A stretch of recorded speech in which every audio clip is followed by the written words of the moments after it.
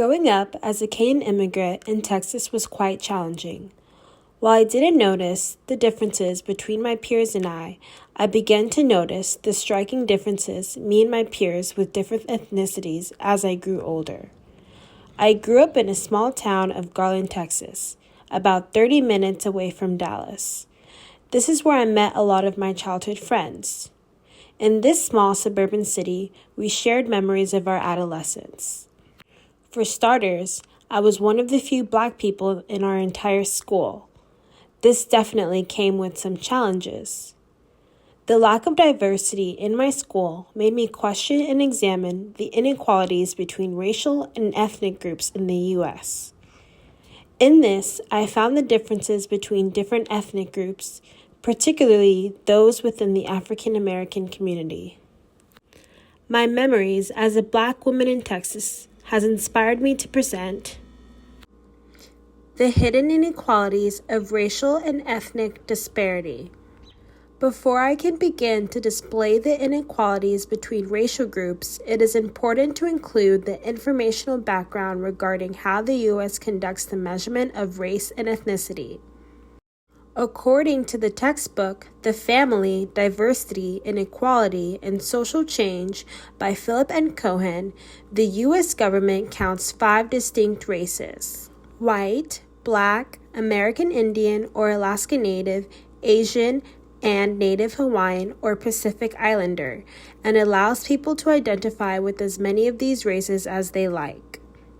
Additionally, it also accounts in a separate category, Hispanic or Latino. Further along in the textbook, the author claims that the enforcement of these divisions in the past has stamped contemporary American society with long-lasting inequalities between racial ethnic groups. The inequalities between each racial groups are prevalent, especially in the economic realm. The scholarly article, Race Matters, Income Stress, Income Inequality, and Income Mobility for All U.S. Races.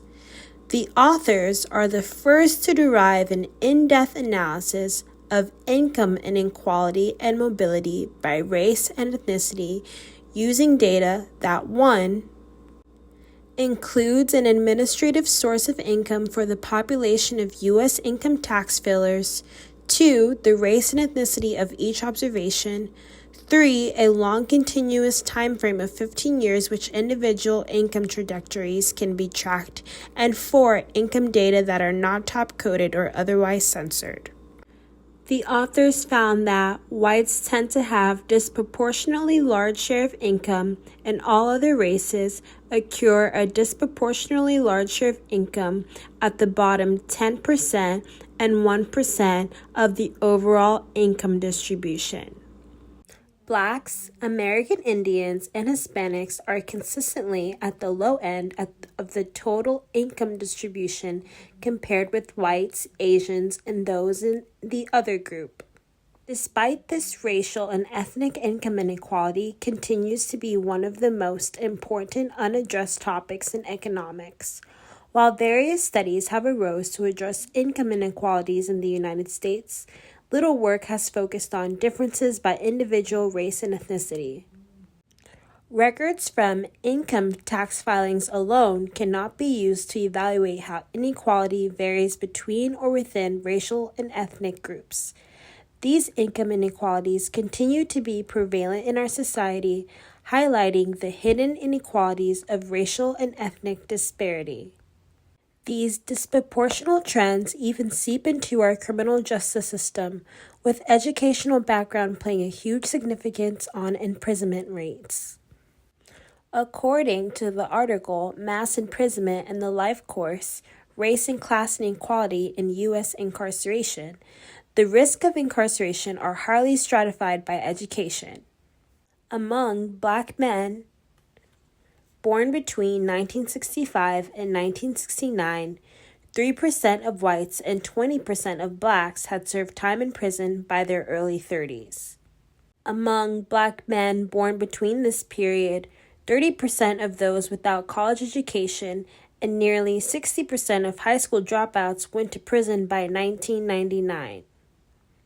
As a Kenyan immigrant, I have witnessed firsthand how education has the power to transcend lives. Education is limitless and can carry individuals to far places. In my own life, I have broken down stigmas just from deciding to pursue my collegiate career. I am one of the first people in my family to receive a college education in the United States, and I'm proud to present as a Black African woman breaking down generational curses and stagnation. With that being said, I can see how the lack of education can be life alternating for others. Educational rates are often associated with employment rates. With the higher the educational level, the higher the income. Gearing back to the article, slim economic opportunities and turbulent living conditions of young, disadvantaged Black men may lead them to crime. Incarceration rates for Blacks are about 8 times higher than for those whites, and prison inmates average less than 12 years of completed schooling. With this, we can see how incarceration may turn into a cycle, particularly a cycle amongst the African American community. Additionally, sociologists suggest that Blacks are punitively punished, linking this to the racial threat theory.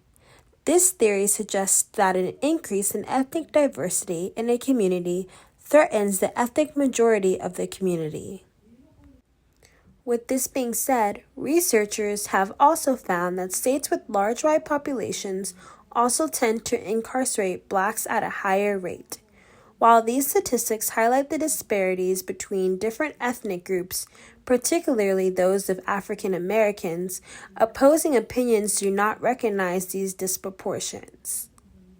According to the scholarly article, The Black and White in America, Views on Race and Inequality Worlds Apart, about 78% of white Democrats say the country needs to continue making changes to achieve racial equality between whites and Black people, and just about 36% of white Republicans agree, with the striking 54% of white Republicans believing the country has already made the changes necessary for Black people to have equal rights with whites. The experience of discrimination. According to the scholarly article, The Black and White in America, 71% of Black people say they have experienced discrimination or have been treated unfairly because of their race or ethnicity. Growing up, I had definitely experienced my share of discrimination, whether it was receiving a dirty look from a stranger while walking in an affluent area, or being called one of the worst derogatory words. I had for sure experienced my share of horror stories.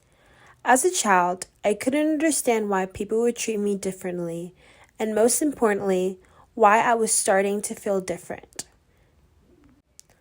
I had come from a nation of oneness, where we would embrace our Blackness and unite in being united. Where I had always embraced my Kenyan heritage, the gut-wrenching remarks regarding my skin color by my peers made me feel otherwise. 4 in 10 Black people say their race has made it harder for them to succeed in life. These findings have aided in providing a visual aid to understand the depths of the hidden inequalities of racial and ethnic disparity, particularly in the African American community.